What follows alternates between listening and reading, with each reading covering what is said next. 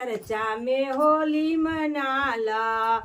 शिव चर्चा में होली मनाला सखी, शिव चर्चा में होली मनाला,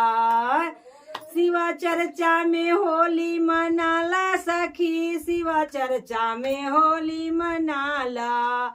ओही चर्चवा में ब्रह्मा जी आई हैं, ब्रह्मा जी आई हैं, हो ब्रह्मा जी आई हैं, संगवा में सरस्वती मैया हो, शिव चर्चा में होली मनाला, शिव चर्चा में होली मनाला सखी, शिव चर्चा में होली मनाला। वही चर्चवा में ब्रह्मा जी आई हैं, वही चर्चवा में ब्रह्मा जी आई हैं,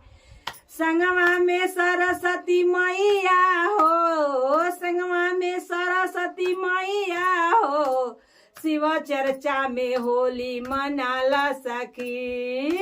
शिव चर्चा में होली मनाला सखी, शिव चर्चा में होली मनाला। वही चर्चवा में विष्णु जी आई हैं, वही चर्चवा में विष्णु जी आई हैं, संगवा में लक्ष्मी मैया सखी, शिव चर्चा में होली मनाला,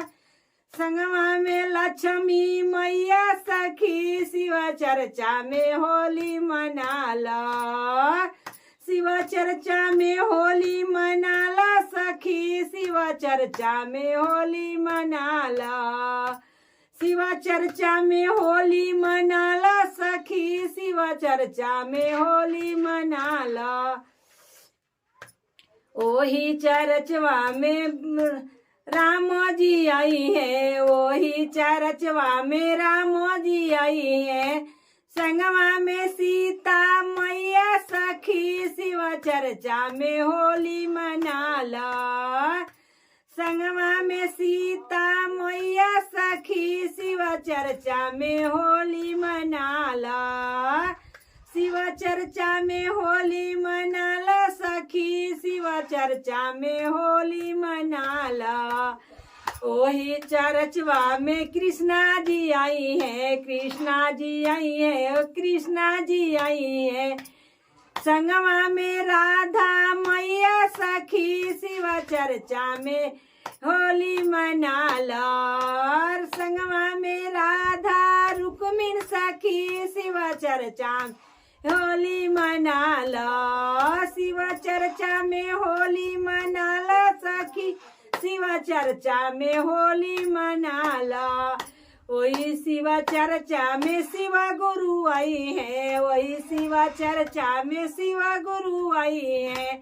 संगवा में गौरा मैया सखी, शिव चर्चा में होली मनाला, संगवा में गौरा मैया सखी, शिव चर्चा में होली मनाला, शिव चर्चा में होली मनाला सखी, शिव चर्चा में होली मनाला। वही शिव चर्चा में गणपति जी आई हैं, वही शिव चर्चा में गणेश जी आई हैं, शिव चर्चा में होली मनाला सखी, शिव चर्चा में होली मनाला, शिव चर्चा में होली मनाला सखी, शिव चर्चा में होली मनाला। वही शिव चर्चा में गुरु भैया आई है, वही शिव चर्चा में गुरु भैया आई है, संगवा गुरु बहिना सखी, शिव चर्चा में होली मनाला, संगवा गुरु बहिना सखी, शिव चर्चा में होली मनाला, शिव चर्चा में होली मनाला सखी, शिव चर्चा में होली मनाला। हर हर महादेव।